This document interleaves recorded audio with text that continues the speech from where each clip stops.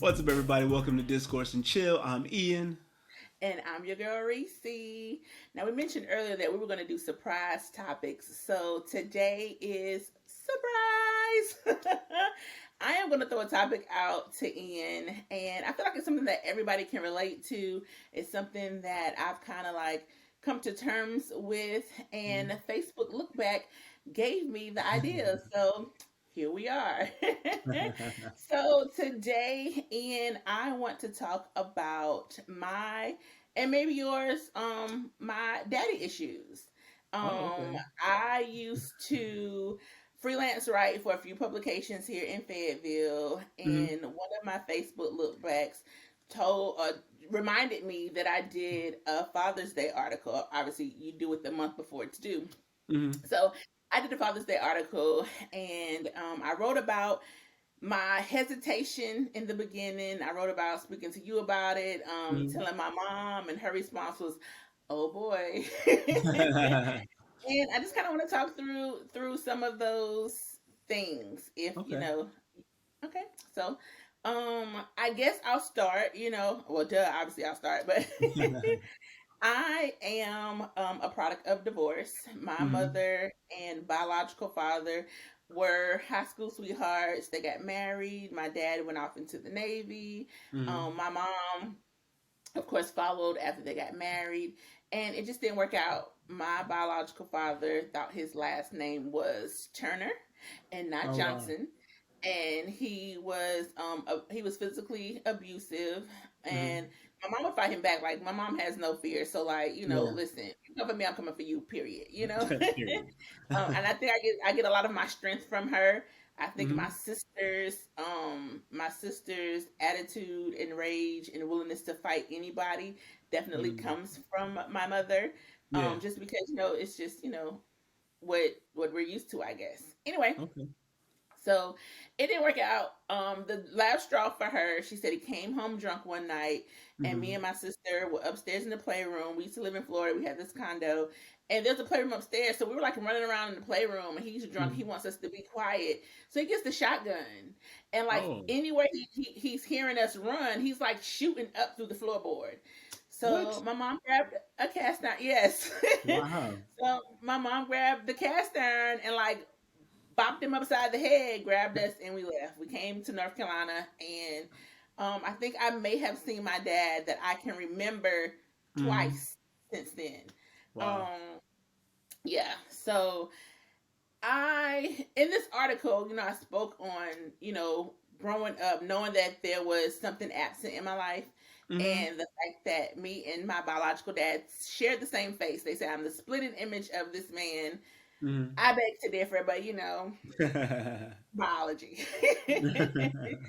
So, I just kind of want to talk about like some of the things in my life that have been affected by hmm the issues of my dad, and also acknowledge that I did have an amazing stepdad that hmm jumped in the picture. He came in right before the bitter set all the way in and help work that back out. So Okay. today's topic is daddy issues All and right. how it has shaped some areas of my life when it comes to relationships and hmm trust and just men in general. Yeah. Okay. Yeah. Well, I'm gonna be honest. I've never heard that story before about the day that your mom left. So that Yeah. definitely like hit me like, whoa, okay, all right. But I think it's an awesome topic. I think that both of us um, have definitely had different experiences with fathers. Mhm. And but yeah, let's dive into it. And where shall we start? Where shall we start? Well, let's start with my preteen self. How about that? Okay. All right, so Reese, tell me about your preteen self and like how you interacted with people and like was this the time where your stepdad came in or was it after this? It was like right. He came in like right in the precipice of it, I guess. Okay. So as a preteen, I honestly I was very reserved as a hmm child. People don't like. believe it when I tell them, like, I'm truly an introvert. I can be extroverted when I need to, but I am truly to Mm-hmm. myself. I have been, because I don't trust easily. Mm-hmm. So, as a kid, I have an older sister who was quote unquote the beautiful one. Yeah. And everybody showed her all the attention, all the love. She has this, this long, natural, curly hair. The whole I got Indian in my family, which honestly I do, but Yeah. I do from my biological father's side. Mm-hmm. But yes, I was really, really reserved, and I didn't really trust a lot of people. Mm-hmm. And I feel like, definitely when it came down to the male species, um, I was Oh, looking time for out. attention. The male species. What are we now? Aliens? Like what happened? Listen, be a species, us. But it came down to dealing to my male counterparts. Is that better for you? Yes, yes. I feel Okay. that's more inclusive. But So I was looking for attention, but not really looking for attention because I didn't understand like trusting people hmm fully. yeah. Your father is supposed to be your first love. And for me, he was actually my first heartbreak, so it's hmm like I had to deal with heartbreak at such a very young age because again, he decided when the divorce was final from my mother, he also hmm divorced us as well. Oh wow. Okay. So yeah, so just kind of dealing with that. I think that my mom met my stepdad, Frank, amazing man. Hey At Frank. first I was like, who is this guy? Like, Yeah. and then I saw like he really put in the effort to like gain our trust and to like hmm literally be a family. Yeah. So I think with him, just in conversation, like he always told me that I was special, hmm and that don't settle for less. His favorite thing was don't take no wooden nickels. So I think that helped, definitely helped at the time because like I'm about to go through puberty. I'm already developing, and like hmm I'm I'm interested in boys, but I'm not really interested in boys because boys are still kind of icky, and I don't know. Yeah. So he came in at the right time for me. I feel like, I still at times I'm very closed off when it comes to love and trust in men. hmm And my sister was complete opposite. Like I feel like she just like was out looking for love and was open to everybody. And me, I side eye. My curve game is so strong. Elite Hall of Fame level side eye and curve game. Like Listen, and put I've it been in the trying to do books. better. I've been trying to do better. And, I said I have this whole Twitter campaign that I'm doing right now. Twitter is my witness. I'm going to be open to love. I haven't tweeted about it in a long time, but I'm going to be open to love and dealing with like different things. And I guess this kind of helps because talking about the trust issues and the dad hmm issues kind of help to keep me accountable when I'm saying I'm going to be open to it. So I'm trying to stop curving as much in 2021. Well, you don't have to stop curving as much, because they got to still live up to the level, you Uh, know, so they don't Agreed. get curved. So Agreed. make sure Agreed. they. But I guess being more open, instead of like, Yeah. you get the cat call, hey, excuse me, ma'am, hey, and I'm just like, and keep moving. So, Yeah. I might say hello back, hello. But sometimes I curve the hey and the excuse me, ma'am. So I just keep Yeah. on walking like I don't even hear you. Like, okay. So it's it's been a thing. Yeah. I Um, hear you. but when Frank came around, like again, it just kind of changed my perspective of hmm men and love and relationship. I know that he loved my mother with his whole self. hmm He loved us with his whole self, and I could do no wrong in his eyes. So I think that also helped with the spoilage of me, because at times I can be slightly spoiled, At i.e., times. extra love. I am just loved. Shut up. I'm not. I am loved. I am not spoiled. You are I'm both. loved. And Let's be don't honest. don't try to call me out. Look, I just want us to be um, completely transparent. Like you said you wanted to be transparent, so that's all. I'm just trying to hold you to it. yeah, I think Frank came at the right time because, like I Mm-hmm. said, bitter was starting to set in. I remember my biological father coming to my grandmother's house because the mom didn't want him to know where we stayed. Yeah.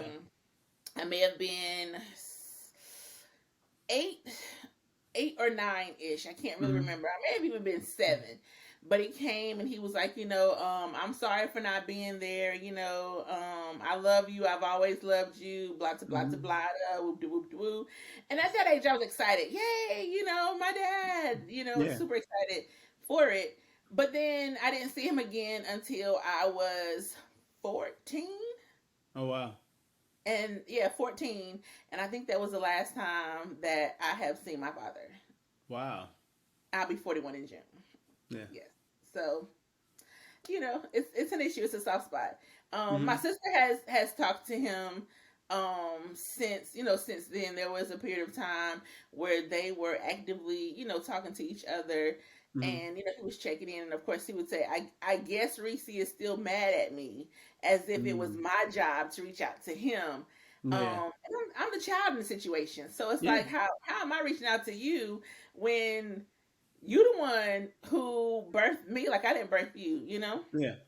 So, um, yeah, I just, I haven't spoken to him. I've heard that he resides in Wilmington, and I go back and forth to Wilmington to work a lot. Yeah. So I'm always like, Lord, please let me go to this man. Lord, please, please let me go to this man. Yeah. While I'm in Wilmington, and he is pastoring now. So I'm like, Mm. how are you leading the flock when you still have stuff that you need to reconcile? But Yeah. hey, they say that it doesn't matter where you get the word as long as you get the word. You have to look at the lesson and not the man, or however the saying goes. Yeah. That's what they So if say. the message, I guess if the message is coming through, look at the actual message versus the messenger. So I mean, he could be preaching the word of God and getting people to where they need to be spiritually, but as a man, he still has a lot of things that he needs to get full reconciliation with, or maybe he has, and maybe I'm Mhm. just holding on to it. Maybe he's past the fact that he has a child that he hasn't seen in almost 20 years. So Yeah. it is what it is. Almost 30 years. Oh yeah, oh, almost. Yeah. you know. Yeah. So yeah, it's been almost 30 years since I've seen my Mhm. biological father. And that includes like phone calls, talking to, like, our last conversation. I was 14. Yeah. Yep. Wow. So yeah, it's How do you crazy. think that has like how does that impact you now? Besides like curving the elite curve that you have, the oral Hershiser curve that you have. Um, how does that does it affect you in your day to day? Not necessarily in my day to day, but it affects me within relationships. Mm-hmm. I feel like in my 20s, I allowed myself to be in situationships because Mm-hmm. it was easier to not have to form a full attachment. It was Mm-hmm. quote unquote on my terms. When in actuality, it wasn't. Like, Yeah. I was just doing things to ensure that I wouldn't end up being heartbroken Mm-hmm. and dealing with people who were honestly not even available to me physically, emotionally. Like, they already had attachment. So I'm like dealing with somebody who had somebody. You know what I'm saying? Like, Yeah. and But I also like that's how you keep control, right? Like you keep control of the situation by like cuz if they're completely available, then it changes everything. yeah, yeah. Mhm. So, and it was just one of those things where I allowed myself to be in, again, like, situationships that were Mhm. stupid, like, stupid, in my 20s. But when I did get into something that, I felt was serious and was going to be, like, quote unquote, my person, Mhm. um, it just didn't really work out because, again, I feel like my karma from the situationships jumped into my actual relationship, and Yeah. it just kind of fell apart. So Yeah. I mean, I could see that, but I doubt it was karma. Like, I don't know that you weren't bad in those situations. You just basically kept your distance. Like, was kind of bad in those Oh, situations okay. because yeah, because like I mean, I played into somebody else potentially getting hurt. You know what I'm saying? I So see. like I see. yeah, so and then I ended up getting hurt. Like I Mm-hmm. so it kind of came back on me. So Mm-hmm. yeah. I are there things that you're doing now to help you like evolve past these, uh, like to get past the trust issues and um, actively embrace in a way that like you're able to let go? So, first thing I'm doing is not sharing and or going after somebody who is attached with anybody. I left that in my early 20s. I promise. Like those days are over. That was Mm-hmm. early 20s. I was still young and dumb. So I definitely don't attach myself to someone who is attached to anybody else, to include like a wife, like Well, yeah, I would hope so. so. But again, in my 20s, I was young and dumb. So, so I definitely have stopped doing that. But I've Mhm. also been more so open, and honest. The whole cancer thing for me. Also in my 20s, kind of gave me different perspective in Mhm. regards to being shut off and or asking questions. I Mhm. kept cancer a secret for a very long time, and Yeah. it would take me a while before I let someone within relationship know, like, okay, hey, so by the way, Yeah. I had a full hysterectomy, and if you want kids, then are you open to adopting? Yeah. Um, so even in that, like I would hide the fact that I was quote unquote not whole in a sense. Mhm. And I think part of that kind of played into the fact that like I just didn't have trust. Yeah. Like I can't trust that this man is going to be there for me. Mhm. Because hell, my own dad left and has not been there for me. So Mhm. my father, who is half of me, doesn't want to be there for me. Then why would this stranger who doesn't even share my bloodline? So I had to Yeah. get over that Yeah. aspect of it as well. How have you? That's what I was saying. Like, how have you actively got over that part? Like, how? What kinds of things have you done to, I guess, get to the point to allow yourself to like trust and to give yourself in a relationship? So again, it's just having the conversation for me. Mhm. I don't go into it honestly. I don't go into it 100% with trust. It took even in our friendship, like it took a long time, This I for know. me to trust you and let you in. I Mhm. find the flaw. So if I see one little thing that I feel like isn't right, I'm like, oh, I'm Mhm. done. So Yeah. now I'm more open and I'm more understanding. I don't set out looking for the flaws to give Mhm. myself an out. I talk through some things. Like I've been more vocal about, hey, you did this, and Mhm. in that moment, it reminded me of this, Mhm. and that's the issue for me. So Yeah. let's see if this is something that we can change or come to some kind of agreement on. So I've been more vocal. I think that's the best way to say what I've done is I just been more vocal instead of shutting down because my shutdown game is also Elite. so yeah, so just trying to be more honest. I ask questions. I try to find out people's intentions Mhm. in relationships and in friendships.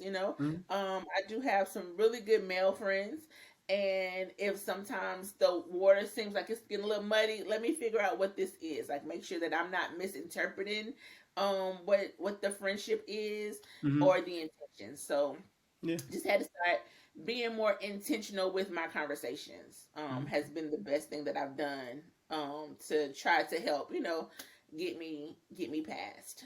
Yeah. I Yeah. totally like I hear all of it and it definitely is a space that um I think a lot of people have experience with different types of, I guess, daddy issues, you know? Yeah. And so I definitely I hear you and Mhm. I'm glad to hear that you're like growing past, like, have you forgiven your father? Um, no, I haven't. Okay. I can be honest in that. Like, Hmm. I haven't. Any Um, particular I reason feel like why? he owes me a conversation. Like he owes me some sort of explanation. He owes me an apology. Hmm. And um I think the crazy part is in the back of my mind, I know I'm holding on for something that I probably never will get, Hmm. but I still feel like I'm owed it, you know? Yeah. Yeah. But yeah. He owes me. Like Yeah. I hear you, and I like that's understandable. Like at the very very least, a yeah, conversation, and yeah. I'm glad to hear that you say you're holding on to something that you may not ever get, because I think it's good to like recognize that. Um, does I guess also have you communicated? I know the answer, but would you be willing to communicate that? I'll say, are you willing to communicate that to him rather than just leaving it up to him? As far as reaching out first.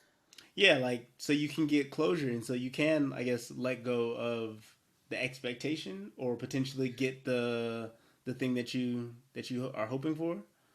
Um, I don't know in this moment if I'm open to Hmm. being the olive branch to try to open the door. You know what I'm saying? Like I no, I'm not open to that. Yeah. Um, mainly because I feel like I'm the child in the situation. You know, Yeah. I feel like if he really wants to have some type of just acknowledgement or Hmm. I don't even know what to call it because I mean I think at this point a relationship is probably not likely. You know, Hmm. I would hate for him to need a kidney and not be a perfect match. He would not get one, so I mean, and that's Hmm. real.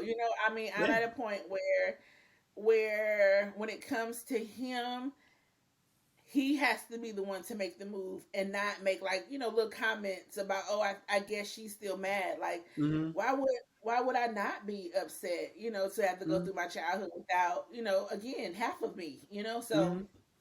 and the fact that he married a woman with kids and has raised somebody else's like some other man's children. Like you can't Hmm. even be a part of your own kids, but you're raising some other man's kids. So Yeah. that also the resentment of that I think played a big part in or plays a big part in me not wanting to be the one to reach out to him, Yeah. if that makes sense. Yeah. It makes total sense. I mean, I think Yeah.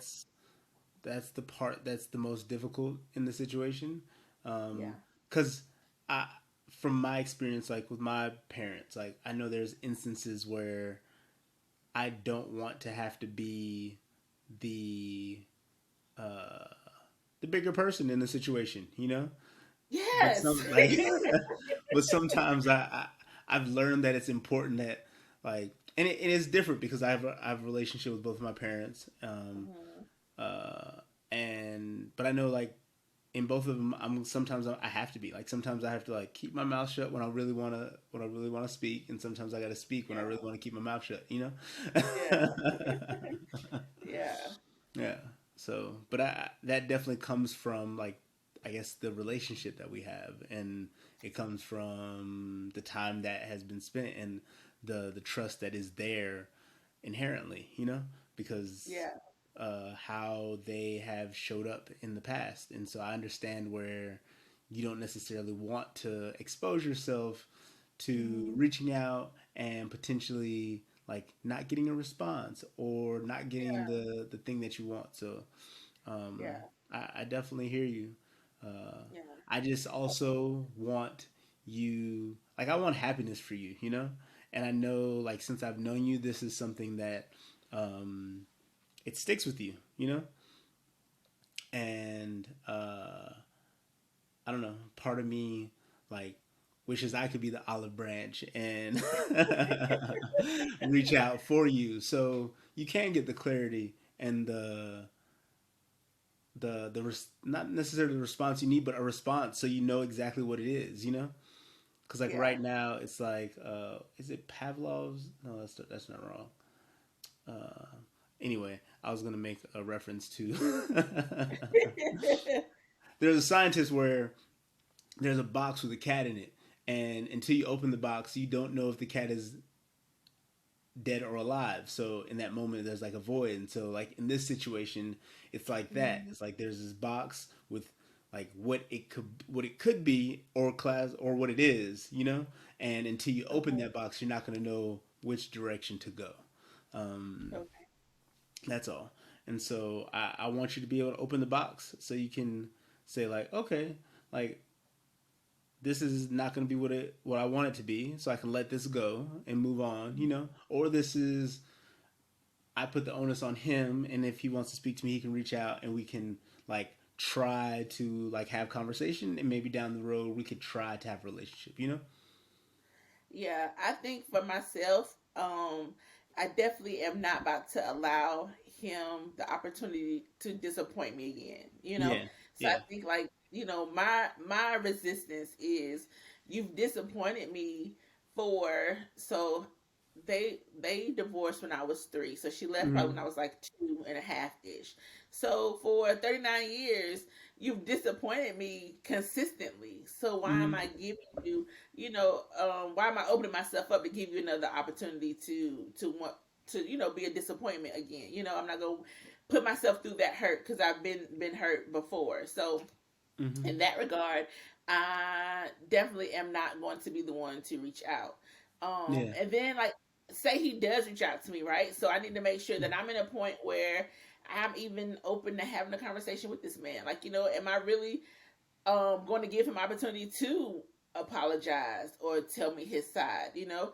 I don't want his side to be because he tried this with my sister. Your mom kept me from you. Like I know for a fact that's a lie. Yeah. Like I know for a fact that's a lie.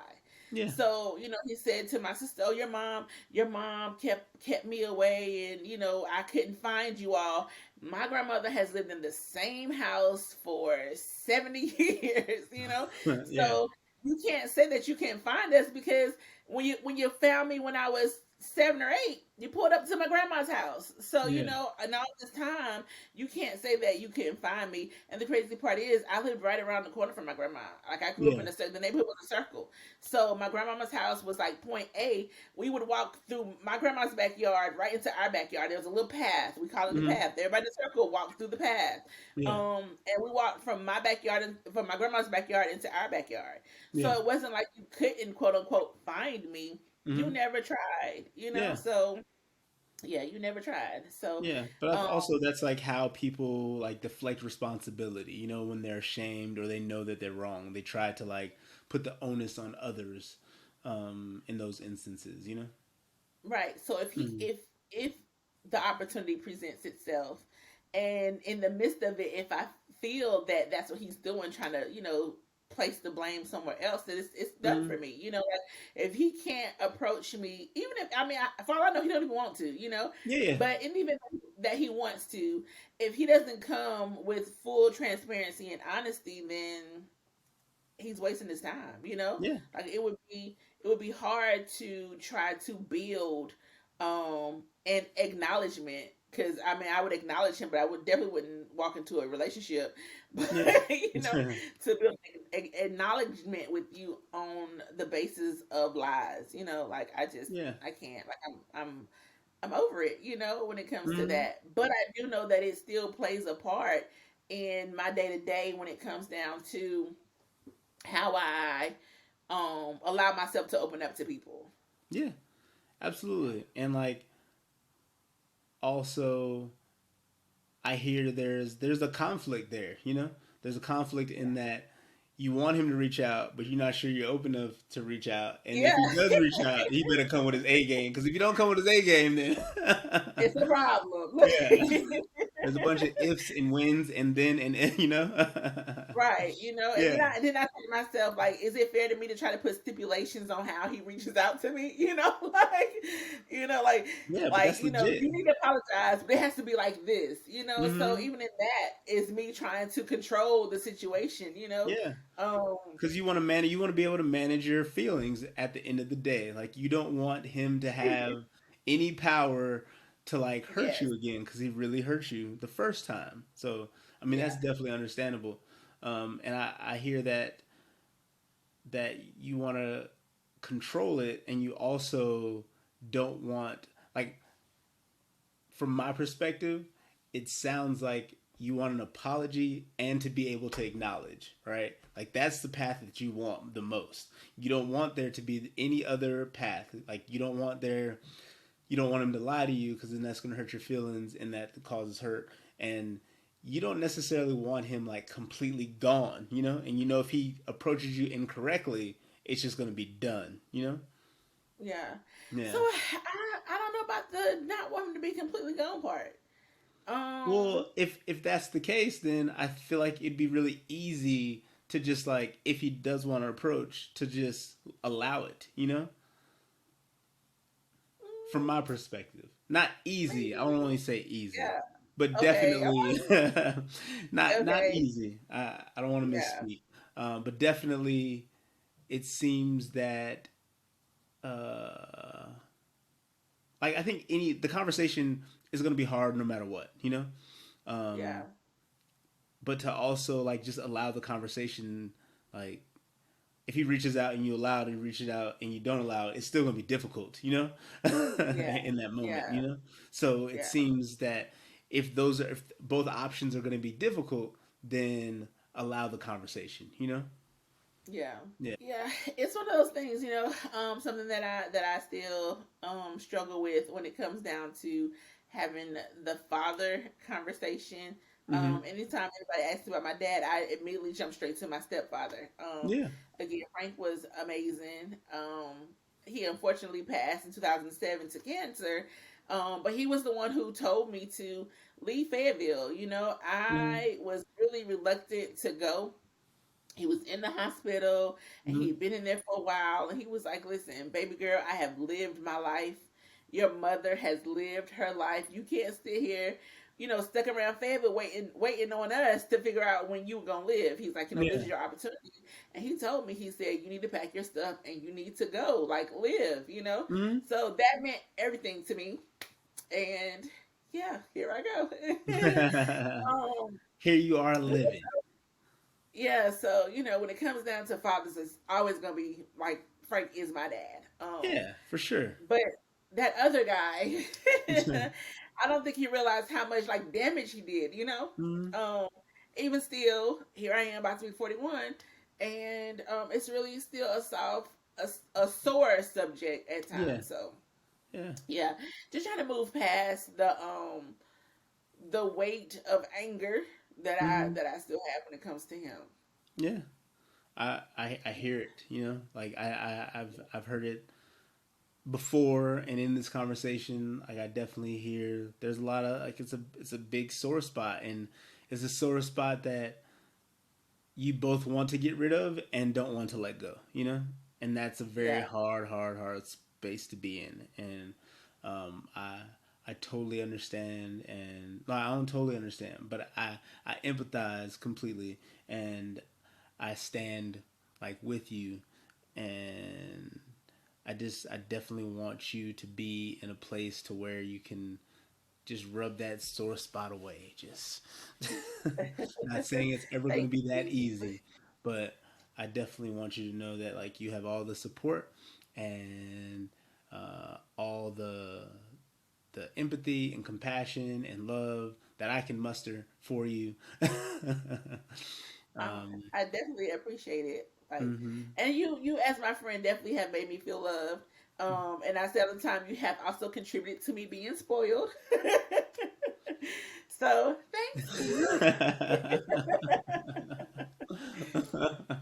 There's moments where you just like I only got $5, so like I don't know what to do in that moment.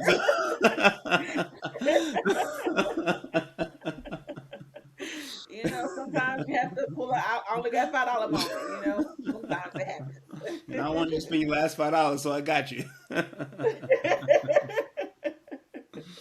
Yeah, Yeah. it's I remember it's Schrodinger's cat. That's the name of the yeah Okay. Schrodinger's cat. So Okay. hmm there's a cat in the Well, this box. You cat is can gonna be in neither the box. determine if it's dead or alive. So yeah, until you open the box. So yeah. Well, this this cat will be in the box until he decides to open the box. Because I will not be opening any boxes. And I know that for a fact. Like I will not be an initiative to open a box. Like, Mm, yeah. I hear you. I hear you. Uh, have you? Is this something that you talk to your mom about at all? Is it like a space that there is? Is there a space for that, or Um, have you? I think early on, I spoke with her about the fact that he is dead to me. Mm, But it is not an active conversation that we have. I think she knows when it comes down to my biological father, like it is what it is when it comes to me. Like I have no empathy or desire to mm, to be again to reach out. So it's not a conversation that we have. mm, Um, on a regular at all. Like he may come up when she's telling the story, oh, I remember when X, Y, and Z, or they always say, you were the apple of his eye, you were his favorite, you look just like mm. him, like you were the love of his life, and like I just don't understand like how you can love someone so much, or so adore them so much in such a way that you were only there for like 2.5, 3 years. So like, Yeah. where is this adoration? Where Mm, the adoration went away because, nobody wanted to put up with your BS anymore. yeah. So yeah, No. it's crazy. How Yeah. about any conversations with your sister? I don't think they've had any in the past No, maybe 5, you 6 years. and your sister. Oh, yeah, no, we don't really talk about him. Mm, When she first reached out to find him, mm, his mother had passed. So my mom called us to her house and was like, I got something I need to tell you. Want you both to be here. So when she told, she's like, your grandma died, and like she said, so like plain. Oh, she's like, just want to let you know your grandma died, and like mm. we're like, oh my god, we're thinking like my mom's mom died, Oh yeah, and she yeah. said, no, like no. She said, your father's mom died, and I was like, oh, you could tell me that over the phone, like, because even with her, like I didn't have any relationship with her either. I remember Mm, when we were young, we're in a grocery store and we're walking up an aisle. We came in like from the back and she's coming in from the front. mm, And I remember like, seeing her turn into the same aisle that we were in. She locked eyes with my mom and she turned her buggy around and went the opposite way. Like she did not oh wow. acknowledge us at all.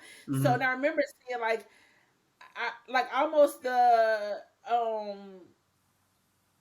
not necessarily embarrassment, but like hurt in my mom, like oh, you got the audacity, like like what, like it's yeah. kind of gave me things. I was like, who was that? And she's like, that's your grandma. And I was like, who said? She said, your dad's mom.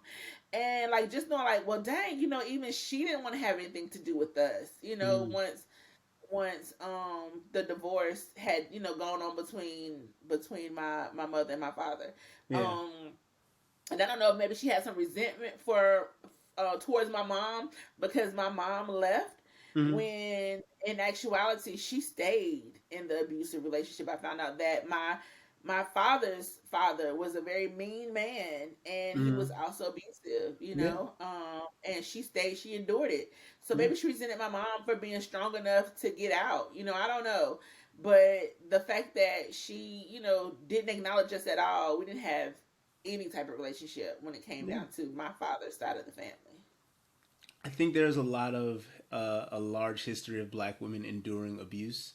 And Yeah. so I think your mom is one of the people who, like you said, were strong enough to leave it. And I think there is a space of resentment in that because I think like your grandmother was maybe didn't have the option to leave, where your mom had Yeah. options. And Yeah. women continue to have those options moving forward. And it's just hopefully like if anybody's out there enduring abuse, I hope you can find the strength and the strategy to leave because I know it takes both Yes. and support. Mm-hmm. But yeah, Yeah. it definitely is like, and especially in America, unfortunately, like where like this country was founded on so much violence that like black women are people who bear the brunt of so much and hold the weight of so much more. Um, Yeah. so it definitely could be a place of resentment and it could be a place of like the audacity of like your mom to leave in that situation when she Yeah. had to endure so much more. Yeah. So I'm not saying Yeah. she was right in that moment, but I definitely have some empathy towards that, knowing that now. You know? Yeah. Yeah. So yeah, she passed, and 'cause I didn't even finish the story. Sorry, It's all right. but she passed, and my sister found my uncle Stevie, who was my dad's younger brother, and Mm-hmm. she found him through like the phone book and something. She figured out his phone number through the phone book. She used to work at a check cashing place. So she called him and was like, "Hey, we have this fraudulent check. Whenever you get this moment, if you get this message, call me back." And then he called back to figure out what it was. And she's like, "Hey, Uncle Stevie, it's Rosalind." And Mm-hmm. she's like, "I didn't know how to approach you. So just, this is what I said. There's no check. But I'm trying to, I heard that, my grandma passed, and I'm trying to get in contact with my father." Mm-hmm. And that's how my sister, found him. Like, Mm-hmm. I don't know, like she, planned and plotted to find out how to get to him. Yeah. And then even in that moment, he was like, "Well, let me take your number and I'll give it to him." And said, "Well, here's your dad's number." So Yeah. like it was like, let me see if he's open to talk to you. So like he took my sister's number, Mm-hmm. and then it might maybe take a day or two for my biological father to actually call my sister. Yeah. And yeah, so it's one of those things like, well, dang, you know that this is your niece, and instead of saying, "Hey, here's your dad's number," like let me give him your number. Like, Yeah. who? Yeah, just I don't know, just it's a crazy way of thinking, I guess, from that side of the family. Yeah. Yeah. And he also didn't know. He probably also didn't know like her intentions. So he didn't want to be responsible for anything in that moment. Like I'm not saying But he if was you know, right. right, because if you know Yeah. your brother been a fuck boy and ain't been taking care of his kids, like Yeah. Yeah. whatever music he need to face it. You know what I'm saying? If it's an R&B ballad or if it's some hard rock, either Yeah. way, Look, I the hear music it. is his. So I hear like, you. Yeah.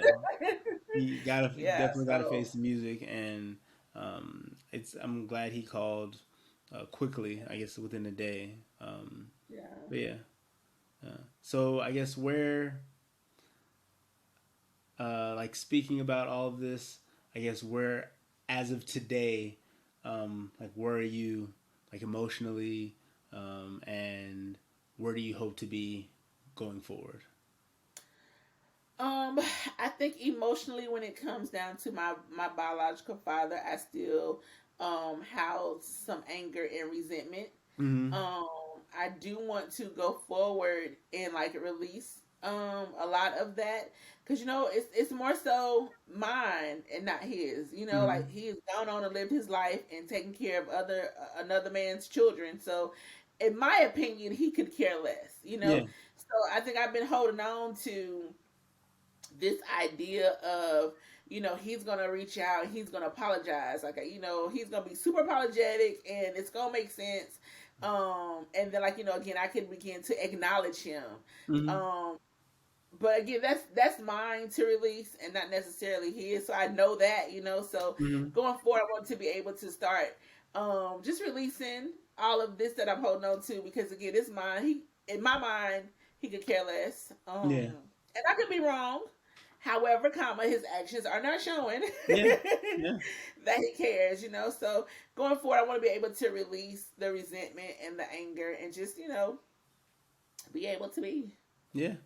Absolutely. I think being able to be and living your life to the fullest and being as happy as possible are all priorities.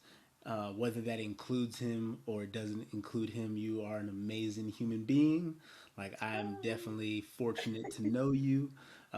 You've been like the bestest friend, and just somebody who I look to for a lot of advice and a lot of like support, and somebody who has always been there for me no matter what, even when I have not been the best human myself. And so I definitely appreciate that. We all fall. Don't look at me like that. We all slip. We all slip. And I mean, I'm just saying. You you said know, it, so I I, mean. I can be emotionally oblivious sometimes. So it's something that I'm working on. Right, because your detachment game is strong, I for look, real. look. I am an Aquarius, so I am. That is not an excuse. It is not, but it's all facts. It is not. But yeah, you're just an amazing person, and so I need you to know and believe that like it is his loss if he has not had you in his life to this point. You know, it is all his. Like you are just amazing, and I appreciate you so much as a woman. And your mom has done an amazing job with you because like you're such an amazing Yay. person. So um, Shout out to my mama. yeah, shout out to your mama, right? Like Shout shout out out to to my all the mama. single mamas, like for real, for real. Shout out to all the single mamas and the single fathers too, Yes, and 'cause there are some of and those as parents well. who just show up for their kids. Period. Like let's put. Yes, I'm gonna give it to yes, all of the people who show up for their kids. And when I say show up, it don't mean show up to the basketball game. Like right. physically, emotionally, financially, all the show up. You know, like you can't show up Yes, part way when you have kids. And so I appreciate all right. those who show up, and um, it is a testament to like being human, and like for me anyway, like the way like my mom was, or the way your mom is, or I should say Hmm. my mom is and your mom is because my mom's still here. Yeah, Shout out mom. yeah. um Shout out to your mama too. Hey, mama. but yeah, I think it's just a testament to like love and resilience, Mhm. and a testament to like struggle and overcoming, and everything to raise Mhm. good humans is important these days. You know, to raise Yeah. free thinking, ambitious, good humans is super important, and I'm thankful for my mom in that way, and I'm thankful for your mom in that way. You know. Shout out to all the co-parents out there too. We'll make sure that we shout them out. All those who are out there, the relationship didn't work, but you all have worked out co-parenting. Sometimes as an adult, we don't realize the reaction that our actions have on our kids, or that they're Hmm. even affected by it. You know, Yeah. sometimes kids will hold it in. Like I did, I held it in. I didn't talk about how I was feeling day to day. Hmm. The void that I had. I had family around me that showed me love and built me up, but even with all that love there was still something missing. Yeah, for sure. So shout out to all the co-parents, and like Ian said, not just the show up to the basketball game or one weekend a month, but the ones that are there, phone calls, FaceTimes, even help with homework, just checking in, conversations, just a brief conversation with your kid could mean the world to them. Like you don't have to give them anything monetarily or materialistic or anything. Like just give them your time. It Time is and so energy. invaluable. Yeah, Yep, time and absolutely. energy is so And then valuable. shout out to the step parents too. Yes, one The step time for parents who those. show up to be the man or the woman or whatever, the mother, the father, the parent who just show up Yeah, the only way they know how, apparently, you know. yeah, yeah, So shout out to the step parents who also show up and take on that responsibility without question or hmm, without any hesitation. yeah, Yeah, shout out. yeah. So yeah, that was basically my surprise episode. I was trying to figure out what I was going to talk about, and I was like, "How am I going to surprise him? What kind of conversation can we have?" And I went back and forth with a few topics, but Mm-hmm. I think I literally this morning I was like, "That's what I'm talking about." Mm-hmm. I went and took me a walk this morning. First, Facebook look back, showed me the memory. And then I took a walk. And as I'm walking, I'm just like, thinking, okay, well, this is a conversation that I can have. And I think I can make it through this conversation. I can do okay with this. And then it's something that is relatable, across the masses. There's so many people who have, been quote unquote abandoned by their biological parent, and Mm-hmm. it's an issue that people await that people still carry. I'm sure I'm Yeah. not the only one, so it's something that I feel like our chillers can also relate to in some regard. Yeah, absolutely. Because like, and your dad left physically and emotionally, and there's people whose fathers are there physically and just don't show up emotionally. You know, and it's still Yeah, a very similar like feeling in that way, to not be seen or heard or to be understood. yeah, So it definitely is something that I think a lot of people have experienced. You know, a lot of people yeah, have in some way, shape, or form. You know, so. I yeah, definitely commend you, and I appreciate you for being vulnerable and having this conversation and sharing it with the chillers and with me. I definitely yeah. appreciate you. And yeah, I guess we will close it at this point, and what else do you want to say? Yes, so thank you for watching this so far. Make sure that you guys subscribe to our page. Make sure to like, comment, and share. Don't forget to hit that notification bell so that you are informed. And don't forget you can find a season one wherever you listen to podcasts now. We are on Apple Podcast, Google Podcasts, Spotify, Castbox, and Overcast. So make sure you tune in. And as always, thank you, thank you, thank you for your love and your support. And that's all I got. All right, y'all. We will see y'all next week. Peace out. Bye, chillers. Bye.